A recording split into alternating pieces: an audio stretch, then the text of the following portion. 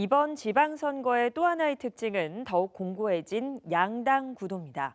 제3의 정당들이 후보를 배출하지 못한 탓에 선거 경쟁률도 역대 최저치를 기록했습니다.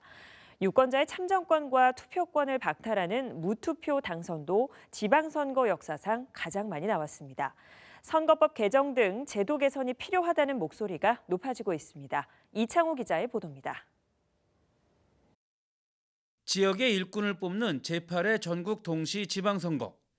이번 선거에서는 국민의힘과 더불어민주당, 여야 양당의 대결 구도가 어느 선거보다 강했습니다. 도내 기초단체장 선거의 경우 31개 시군 가운데 고양과 성남에서만 정의당과 진보당 후보가 출마했고 나머지 29곳은 사실상 국민의힘과 민주당 간의 다툼이 됐습니다.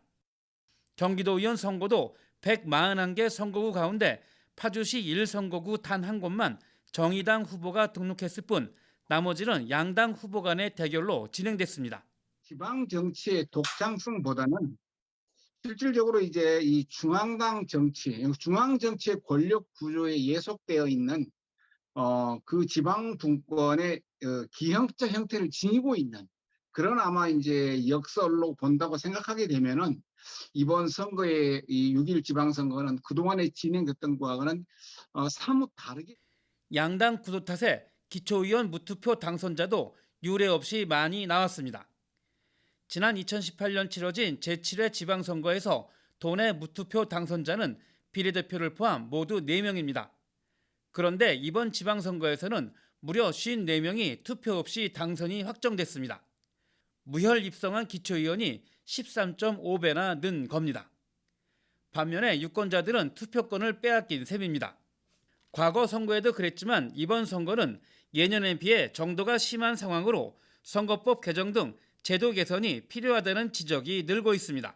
민주주의 훼손이라고 할 수 있는 거죠. 왜냐하면 민주주의의 꽃은 선거이거든요. 근데 선거, 즉 투표를 해보지도 못하고 지방의 일꾼, 그다음에 우리 지역의 일꾼이 선출된다는 것은 굉장히 이건 기형적인 그러한 선거 결과라고 생각이 되는 거고요. 지방선거는 풀뿌리 민주주의를 실현하는 민주주의의 꽃입니다. 하지만 이런 수사가 무색할 정도로 그 의미가 퇴색해가고 있습니다. BTV 뉴스 이창호입니다.